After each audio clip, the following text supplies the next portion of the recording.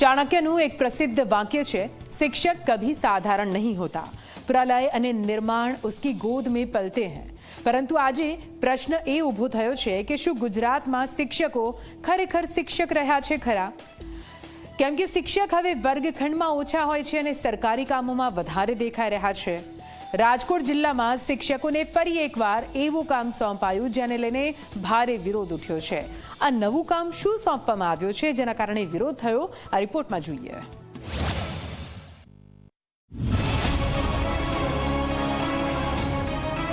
ચાણક્યનું વાક્ય આજે રાજકોટમાં મજાક બની ગયું છે।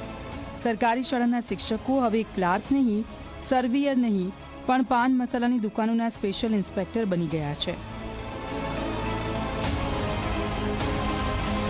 રાજકોટ જિલ્લા વિકાસ અધિકારી છે કે તેમના દ્વારા એક પરિપત્ર છે તે બહાર પાડવામાં આવ્યો છે। તે પરિપત્રની અંદર સ્પષ્ટ શબ્દમાં લખ્યું છે કે સ્કૂલ અને કોલેજો હોય તેના 100 મીટર ત્રિજ્યાની અંદર પાનની દુકાનો એટલે કે ક્યાંય 18 વર્ષથી નીચેના બાળકોને તમાકુ અને સિગરેટ જેવી વસ્તુઓનું વેચાણ ન કરવાની સૂચનાઓ છે તે આપવામાં આવી છે અને તેમ છતાં પણ સતત 100 મીટરની ત્રિજ્યાની અંદર દુકાનો છે તે ધમધમતી હોવાનું સામે આવ્યું છે। ખાસ કરીને હવે આ પરિપત્ર બહાર પાડવામાં આવ્યો છે અને શિક્ષકોને સૂચનાઓ આપવામાં આવી છે કે જો 100 મીટરની ત્રિજ્યાની અંદર આ પ્રકારના જે દ્રવ્યોનું વેચાણ થતું હોય તો તે તાત્કાલિક અસરથી બંધ કરવામાં આવે ને આચાર્ય છે તે જ પોતે ફરિયાદી બની અને ફરિયાદ છે તે નોંધાવે।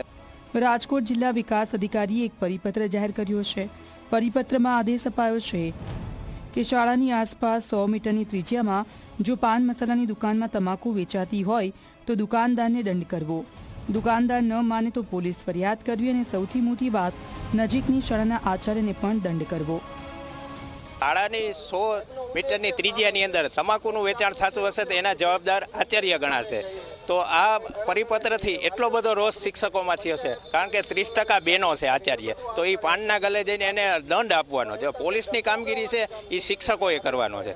જો આવું અમે નહીં કરી તો અમને નોટિસ આપવામાં આવશે, આવો પરિપત્ર કરવામાં। આના હિસાબે અમે એકદમ તંગભર્યું વાતાવરણ છે। ભવિષ્યમાં જો આનો પરિપત્ર પાછો નહીં ખેંચે તો રાજકોટ જિલ્લા પ્રાથમિક શિક્ષક છે એ ગાંધી ચિંધ્યા માર્ગે વર્તે।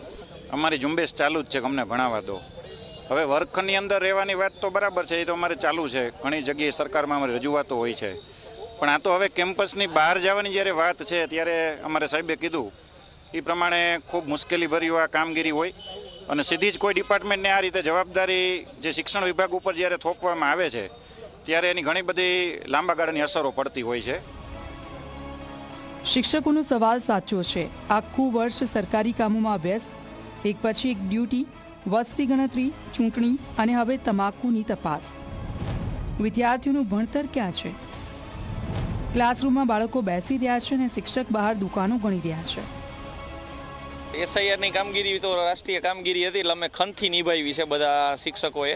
હવે પછીની આ કામગીરીમાં પણ એવું છે કે અમે ન્યાય માગીએ છીએ કે અમને શાળામાં અને વર્ગખંડમાં રહેવા દો। સીધા ઘર્ષણમાં આવી અમે ગ્રામ્ય લોકોમાં કે સીધું ઘર્ષણ અમારે એની સાથે ઉતરવાનું રહીએ। શાળાના શિક્ષકને એના કેમ્પસની બહારની કોઈ બાબતની ચિંતા કરવાની વાત આવે તો એ લોકજાગૃતિના માધ્યમથી શિક્ષકો કરતા જ હોય છે, પણ જ્યારે દંડ કરવાનો અને કાયદાકીય કાર્યવાહી કરવાની તો એ બાબતોથી શિક્ષકોને મુક્ત રાખે તો વધારે સારું રહેશે। ચાણક્યે કહ્યું કે શિક્ષક કદી સામાન્ય નથી, પણ રાજકોટના ડીડીઓએ આ વાક્યને પાનની દુકાનમાં મૂકી દીધું છે। શિક્ષક સંઘે સખત વિરોધ નોંધાવ્યો છે। સરકારને હવે જવાબ આપવો પડશે। શિક્ષકોને ભણાવવા દો, નહીં કે દુકાનો ગણાવવા મોકલો। ગૌરવ દવે, ઝી મીડિયા, રાજકોટ।